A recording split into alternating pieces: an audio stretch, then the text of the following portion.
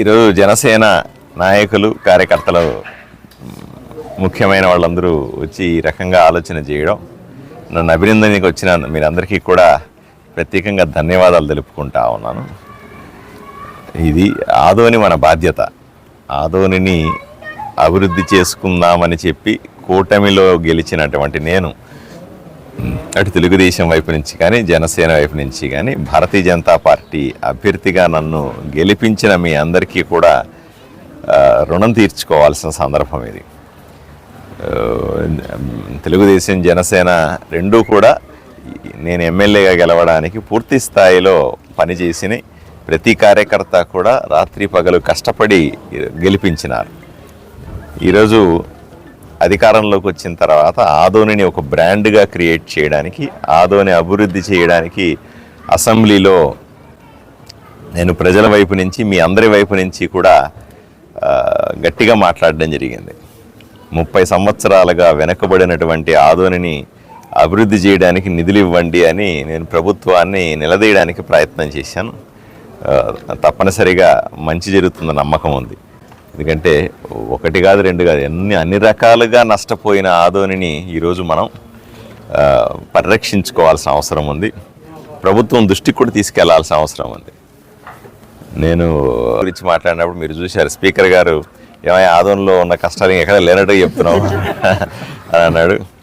ఆయన సభా వేదికగా చెప్పాడు, నేను ఆదోనికి ఫోన్ చేశాను, అంతా బాగుందని చెప్పారు నాకు అని చెప్పారు.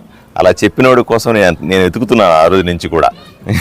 ఎవడు చెప్పాడో ఆదోన్లో ఆయనకి ఫోన్ చేసి ఆదోన్లో అంతా బాగుంది అని చెప్పిన వాడిని గురించి మీరు కూడా వెతకండి దయచేసి.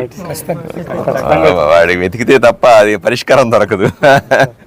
ఎందుకంటే నేను ఒక పక్క ఆదోని నష్టపోయింది మొర్రో అని నేను బాధపడతా ఉంటే, ఆదోనిలో అంతా బాగుంది, అందరూ బాగున్నారు, అసలు సమస్యలే లేవు అన్నట్టుగా స్పీకర్కి చెప్పిన వాడిని ఎత్తికి పట్టుకొని మనం ఊరేగించాల్సిన అవసరం ఉంది.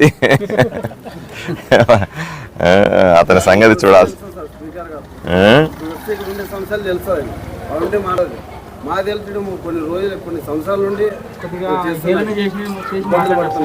ఆయన అవహేళన చేసి చూసాం. ఎవడో వాడిని పట్టుకొని వచ్చి ఊరేగిద్దాం మనం ఫస్ట్, ఆ పని మీద ఉన్నాం. జనాలు కూడా భారీ వచ్చింది సార్ ఆయన పైన. అవహేళన మా కష్టాలు ఈయన వచ్చిన సంవత్సరంలోనే ఇంటికి తెలుసుకున్నాడు. 30 ఏళ్ళు ఉన్నాయి, ఎవరు మాట్లాడకపోయినా ఈయన సార్ మాట్లాడినాడని ప్రజల్లో కూడా చాలా ఇది వచ్చింది. మనము మన ధర్మం అది. మనం ఊరిని బాగు చేయాలనుకున్నాం, రాజకీయాల్లోకి వచ్చాం, గెలిచాం. కూటమి ప్రభుత్వం తప్పనిసరిగా ఊరిని అభివృద్ధి చేస్తుందని నమ్మకంతో ఉన్నాం. మన ధర్మం మనం చేస్తాం.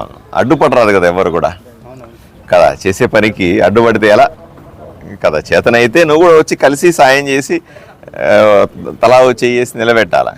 అలా కాకుండా అడ్డుపడడం అనేది మంచి పద్ధతి కాదు. ఏది ఏమైనా అవన్నీ పట్టించుకోవాల్సిన అవసరం లేదు. రాజకీయాల్లో ఇవన్నీ సర్వసాధారణంగానే ఉంటాయి.